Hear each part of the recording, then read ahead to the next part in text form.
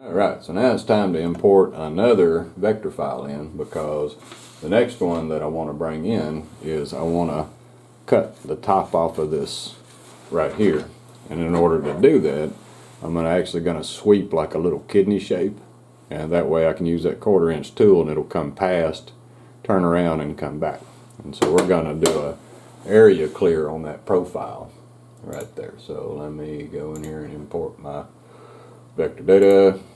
And so now I am doing the pass 2. So this is the pass 2. I'm looking for the DXF. And I changed it just a little bit. I shortened up the kidney shape. So let's import that in. So now you can see on the drawing what it's going to do is come around here. This is the profile that it's going to cut, and I'm going to tell my tool it's on the inside for the area clear. So there he sits, and so it's selected automatically, but I can select it. You have to turn it pink in order to be able to set up a toolpath. So without doing that, it doesn't know what it's doing. So here's our tool cut that we're going to do. And now this time, instead of profile, I could profile it if it wasn't wider than double the tool, but since it's wider than double the tool, this is like 0.6 and my tool is a 1/4, so it can only do a profile of 0.5. It would leave a little trail right down the middle. I'm going to have to do an area clear, and so let me select area clear.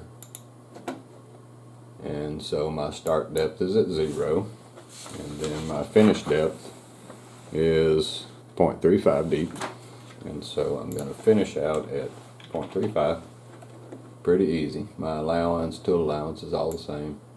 Tolerance, machine safe is the same. This one gives me a little different tool list right here, so I want to add a tool, and I'm going to add my 1/4 inch, and I hit select, and then it pops it up automatically for me, because now I got to worry about my step over. So if you leave a little tiny step over, what it's going to do is go on the outside or the inside, whichever one you choose, and then it's going to step over to do the next part. So if that step over is a small number, then you're going to get lots and lots and lots and lots of passes. So I know my tool is a 1/4 inch, so it's 0.25, so I could step over the width of my tool if I wanted to, but I'd like to leave a little bit of overpass. That way it just makes sure it cleans it all up good. So what I'm going to do is set my step over at 0.2, and that way I have 50 thousandths worth of overlap. As the tool comes around, it'll make the sweep.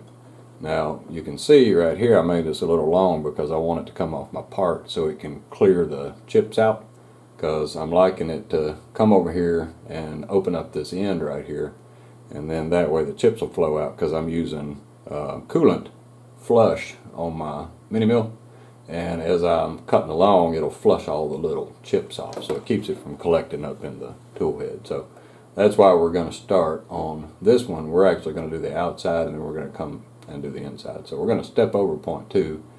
I'll go ahead and step down the 50 thousandths. My feed rate, I'm going to jump that up a little bit, and so we're going to take that to 5. So we're going to try it and see if it'll run that fast. It has been doing pretty good at that speed with a 1/4 inch, but we'll see what it does on this one. I can always come back and slow it down if I need to. So then it gives us a choice of, do we want to do a raster, which means it's going to go back and forth and make, like that, or we can just do an offset.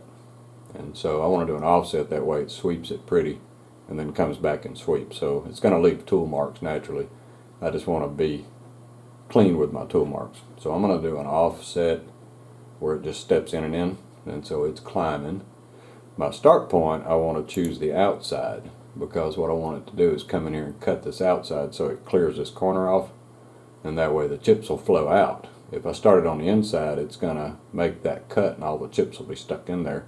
Then it'll go to the outside and allow the chips out. So I'm going to do outside first and let it get off the edge of the part so it can flow those chips. And so then we're running outside. We don't have to worry about finished depths and all that. We're just going to cut it. We're not going to do ramping moves because we're using a 2 flute, and we're going to give it a name.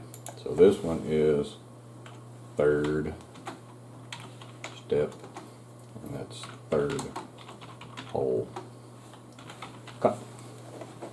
Alright, Alright, so with everything set up on that, start depth and everything's good, then we hit calculate now.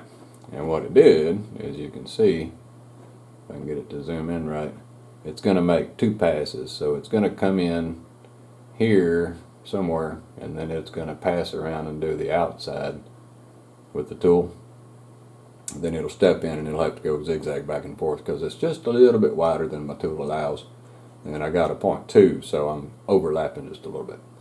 But there we go. So now that one's set up, and so we can go on to our next vector. So now we got the holes, we got the counter bores, now we got this cut over the top of our tab. So now let's bring in the next vector, and the next vector is going to be the profile.